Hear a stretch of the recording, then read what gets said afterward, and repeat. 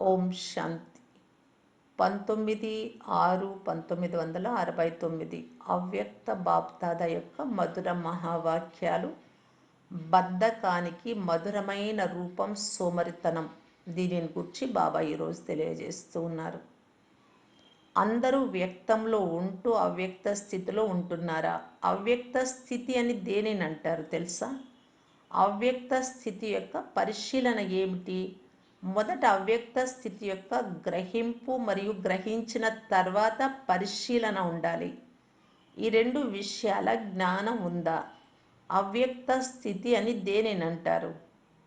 వ్యక్తంలో కార్యం చేస్తూ కూడా వ్యక్త భావం ఉండకుండా ఎలా ఉంటుంది? వ్యక్తంలో ఉంటూ అవ్యక్త స్థితిలో ఉండాలి. ఈ స్థితి యొక్క అనుభవం ఎంత ఉంది అనేది ఈరోజు అడిగారు. అవ్యక్త స్థితిలో ఎక్కువలో ఎక్కువ ఎంత సమయం ఉంటున్నారు? ఎక్కువలో ఎక్కువ ఎంత సమయం ఉండాలి? ఎక్కువలో ఎక్కువ ఎంత సమయం ఉండాలో తెలుసా? 8 గంటలు బాబా అన్నారు. సంపూర్ణ స్థితి యొక్క లెక్కతో చూస్తే 8 గంటలు కూడా తక్కువలో చాలా తక్కువ. మీ వర్తమాన పురుషార్థం యొక్క లెక్కతో 8 గంటలు ఎక్కువ. అప్పుడు ఎవరు చేతులు ఎత్తలేదు. ఎవరైతే 6 గంటల అవ్యక్త స్థితిలో ఉంటున్నారో వారు చేతులు ఎత్తండి. 4 గంటల వరకు చేరుకున్న వారు చేతులు ఎత్తండి అంటే కొంతమంది 4 గంటలు, కొంతమంది 2 గంటలని చేతులు ఎత్తారు. ఈ ఫలితం యొక్క లెక్కతో చూస్తే పురుషార్థానికి ఇంకా ఎంత సమయం కావాలి? ఈ విషయాలు బాబా 69లో చెప్పారు. అప్పటికే 8 గంటలు చాలా తక్కువ అన్నారు. కోర్సు పూర్తి అయిపోయింది. రివైజ్ కోర్స్ కూడా పూర్తి అవుతూ ఉంది. అయినప్పటికీ ఎక్కువ మంది ఫలితం ఇలా ఉండడానికి కారణం ఏమిటి? అందరూ పురుషార్థం కూడా చేస్తున్నారు. ఉత్సాహం కూడా ఉంది, లక్ష్యం కూడా ఉంది. అయినప్పటికీ స్థితి ఎందుకు ఉండడం లేదు? ధ్యాస తక్కువగా ఉంది బాబా అన్నారు. ఏ విషయం యొక్క ధ్యాస లోపంగా ఉంది? యోగ్యులుగా అవ్వాలి అనే మరియు సమీపంగా రావాలి అనే ధ్యాస అందరూ పెట్టుకుంటున్నారు.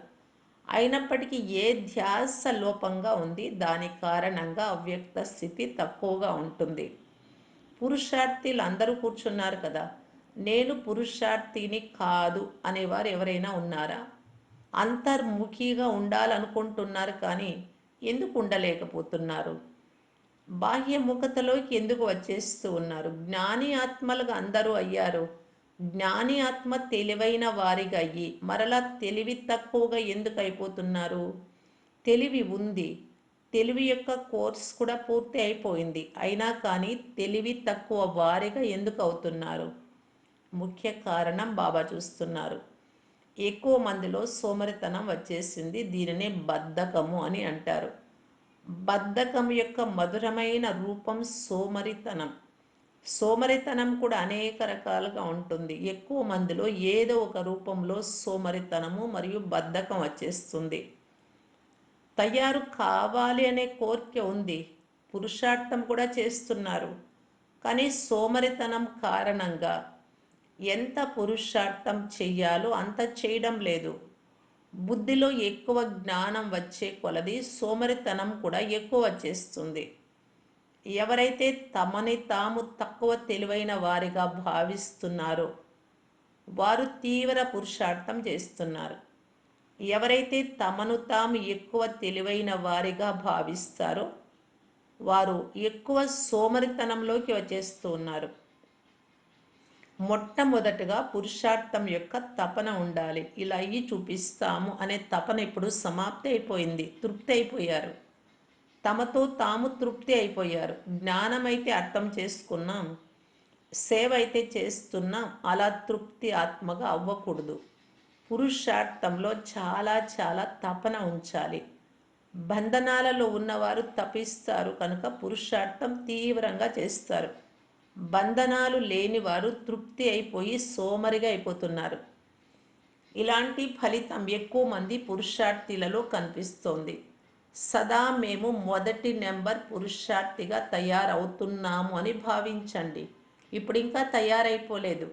3 కాలాల జ్ఞానము బుద్ధిలోకి రావడం ద్వారా తమని తాము చాలా తెలివైన వారిగా భావిస్తున్నారు. ఇంతకు ముందు కూడా చెప్పాను కదా, ఎక్కడ పిల్లలుగా అవ్వాలో అక్కడ యజమానులు అవుతున్నారు, ఎక్కడ యజమానులు అవ్వాలో అక్కడ పిల్లలుగా అవుతున్నారు. కనుక ఇప్పుడు కూడా పిల్లలుగా ఈ మధురాతి మధురమైన పురుషార్థం చేస్తున్నారు. ఇక రాజ్యాధికారి అయిపోయామని భావిస్తున్నారు. తిలకం కూడా పెట్టుకున్నారు, కానీ ఈ బలహీన మరియు మధుర పురుషార్థం ఇప్పుడు నడవదు. ఎంత శక్తి రూపంలో స్థితులు అవుతారో అంత పురుషార్థం కూడా శక్తిశాలిగా అవుతుంది. ఇప్పుడు పురుషార్థం శక్తిశాలిగా లేదు, బలహీనంగా ఉంది. అందరూ పురుషార్థులే, కానీ ఎంత శక్తిశాలి పురుషార్థం ఉండాలో అంత శక్తి పురుషార్థంలో నిండడం లేదు. ఉదయం లేస్తూనే పురుషార్థంలో శక్తి నిండే ఏదో ఒక పాయింట్ని ఎదురుగా ఉంచుకోండి. అమృతవేళ ఎలా అయితే ఆత్మిక సంభాషణ చేస్తున్నారో అలాగే మీ పురుషార్థాన్ని శక్తిశాలిగా చేసుకోవడానికి ఏదో ఒక పాయింట్ను మీ బుద్ధిలో విశేషంగా స్మృతిలో ఉంచుకోవాలి. ఇప్పుడు విశేష పురుషార్థం చేయవలసి ఉంది. సాధారణ పురుషార్థం చేసే రోజులు గడిచిపోతున్నాయి. ఎలా అయితే విశేష ఫంక్షన్ యొక్క ప్రోగ్రాం పెట్టుకుంటారో అలాగే ఇప్పుడు సమయం తక్కువగా ఉంది అని భావించండి. కనుక విశేష పురుషార్థం యొక్క కార్యక్రమం పెట్టుకోవాలి మరియు విశేష పురుషార్థం యొక్క లక్ష్యం పెట్టుకొని ముందుకు వెళ్ళాలి. ఒకవేళ అలా బలహీన ఫలితంలోనే ఉంటే వచ్చే పరీక్షలలో ఫలితం ఎలా ఉంటుంది? చాలా కఠిన పరిస్థితులు రానున్నవి. వాటిని ఎదుర్కొనేటందుకు పురుషార్థం కూడా కఠినంగా చేయాలి. పురుషార్థం సాధారణంగా పరీక్షలు కఠినంగా ఉంటే ఫలితం ఏం వస్తుంది? ఈరోజు గోపకులతో సంభాషణ చేస్తూ ఉన్నాను, అన్నలతో. మీ పురుషార్థంతో మీరు సంతుష్టంగా ఉన్నారా? నడుస్తున్నారు, కానీ వేగం ఎంత శాతంలో ఉంది? ఎవరైతే మేము 75% శ్రీమతంపై నడుస్తున్నాము అని భావిస్తున్నారు వారు చేతులెత్తండి. కొంతమంది చేతులెత్తారు, మంచిది. ముఖ్య శ్రీమతం ఏమిటి? ముఖ్య శ్రీమతం ఏమిటంటే ఎక్కువలో ఎక్కువ సమయం స్మృతి యాత్రలో ఉండాలి. ఎందుకంటే స్మృతి యాత్ర ద్వారానే పవిత్రత, దైవీ గుణాలు మరియు సేవలో సఫలత లభిస్తాయి. ఎవరైతే 75% శ్రీమతంపై నడుస్తారో వారి స్మృతి చార్ట్ ఎంత ఉండాలి? స్మృతి చార్ట్ కూడా 75% ఉండాలి. వీరిని పూర్తిగా శ్రీమతంపై నడిచేవారు అని అంటారు. ఈరోజు ఎక్కువగా గోపకులని ముందు పెట్టాను. గోపికలను తర్వాత అడుగుతాను, అక్కలను. ఎందుకంటే ఎప్పుడైనా కలయిక ఏదైనా విషయం వస్తే గోపికలు ముందు వచ్చేస్తారు, గోపకులు చూస్తూ చూస్తూ ఉండిపోతారు. వీరికి బాధ్యత ఇవ్వాలి మరియు ఇచ్చాను కూడా. ద్వాపరయుగం తర్వాత మీ కిరీటం వెళ్ళిపోతుంది అని మీరు చిత్రం చూపిస్తారు కదా. ఇక్కడ బాబా బాధ్యత కిరీటాన్ని ఇచ్చారు, కానీ అప్పుడప్పుడు దానిని తెలియకుండానే తీసేస్తున్నారు మరియు మాయ కూడా తీయించేస్తుంది.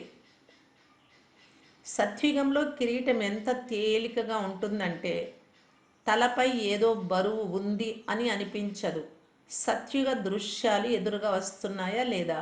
సత్యయుగ దృశ్యాలు అవే ఎదురుగా వస్తున్నాయా, లేక మీరు ఎదురుగా తెచ్చుకుంటున్నారా? మీరు ఎంతెంత ముందుకు వెళ్తూ ఉంటారో అంతంతగా సత్విక దృశ్యాలు స్వతహాగానే కనిపిస్తాయి. ఎదురుగా తెచ్చుకోవాల్సిన అవసరం ఉండదు. సత్యుగంలోకి వెళ్ళటము మరియు ఆటపాటలు ఇవన్నీ నిశ్చయం అయిపోయాయి కదా. మేము శ్రీకృష్ణుడితో పాటు మొదటి జన్మలో వస్తాము, ఆయన కుటుంబంలోకి వస్తాము, లేక స్నేహితుడిగా స్నేహితురాలిగా అవుతాము, లేక ఆయనతో కలిసి చదువుకుంటాము. ఈ మూడింటిలో ఏదో ఒక రకంగా తప్పకుండా అవుతాము అని నిశ్చయ బుద్ధిగా ఉన్నవారు ఇక్కడ కూర్చున్న వారిలో ఎవరైనా ఉన్నారా? అందరూ చేతులెత్తారు. భవిష్యత్తులో శ్రీకృష్ణుడికి సమీపంగా వచ్చే వారికి సంగమయుగంలో ఏమి గుర్తులు కనిపిస్తాయి? ఇక్కడ ఎవరు తమను తాము సమీపంగా భావిస్తున్నారు? యజ్ఞ సేవ లేదా బాప్దాదా కార్యం యొక్క బాధ్యతలో ఎవరు ఎంత సమీపంగా అవుతారో వారే అక్కడ శ్రీకృష్ణుడికి సమీపంగా ఉండి ఆడుకుంటారు. ఇక్కడ యజ్ఞం యొక్క బాధ్యత లేదా బాప్దాదా కార్యం యొక్క బాధ్యతలో ఎవరైతే సమీపంగా ఉంటారో వారే అక్కడ అంత సమీపంగా ఉంటారు. సమీపంగా అయ్యే వారి పరిశీలన ఏమిటి? ప్రతి ఒక్కరూ మిమ్మల్ని మీరు ప్రశ్నించుకోవాలి.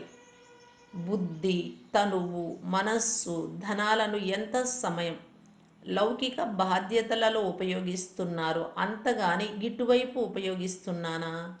ఇటువైపు ఎక్కువ ఉపయోగించాలి.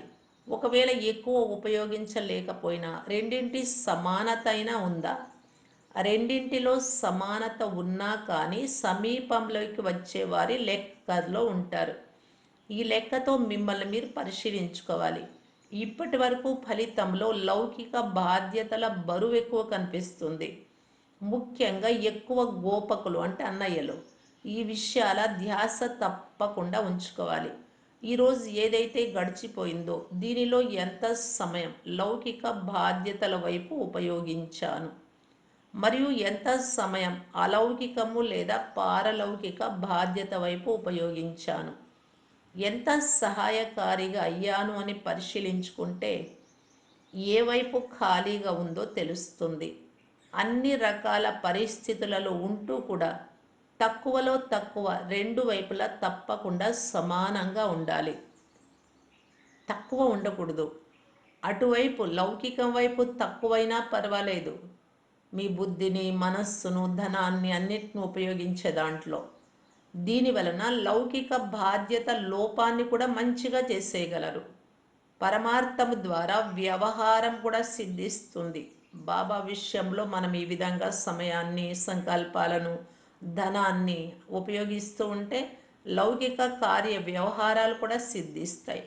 కొంతమంది మొదట వ్యవహారం బాగుంటే శరీరానికి పరమార్థంలో ఉంటాము అని భావిస్తారు, కానీ ఇది సరి అయినది కాదు. దీనిపై ఎక్కువ ధ్యాస పెట్టుకోవాలి. ఎక్కువ గోపకులపై బాప్దాదాకు ఆశ ఉంది. అది గోపకులు అన్నలు పూర్తి చేయగలరు, గోపికల ద్వారా పూర్తి అవ్వదు. ఆశ ఏమిటి? పాండవుల ముఖ్య పని ఇదే. అనేక రకాల ప్రజలు మరియు అనేక రకాల పరిస్థితులు సమయానుసారంగా రానున్నవి మరియు వస్తూ ఉంటాయి కనుక పరీక్ష మరియు ప్రజలను పరిశీలించడం విశేషంగా గోపకుల పని. ఎందుకంటే పాండవులకి శక్తులను రక్షించే ముఖ్య పని ఉంది. శక్తుల పని బాణం వేయటం. కానీ పరీక్ష మరియు ప్రజలను పరిశీలించడం మరియు శక్తులను రక్షించడం ఇది పాండవుల పని. ఇంత బాధ్యత తీసుకోగలరా? లేక శక్తుల రక్షణ మీకు అవసరమా? అక్కడక్కడ పాండవులు తమ రక్షణ కొరకు ఇతరులను ఆశిస్తూ ఉన్నారు, కానీ పాండవులు తమ రక్షణతో పాటు నలువైపులా రక్షించాలి. బేహద్దు దృష్టితో ఉండాలి. హద్దు కాదు. ఒకవేళ మీ రక్షణయే చేసుకోలేకపోతే ఇతరులను రక్షించడం కష్టమవుతుంది. మంచిది. ఓం శాంతి.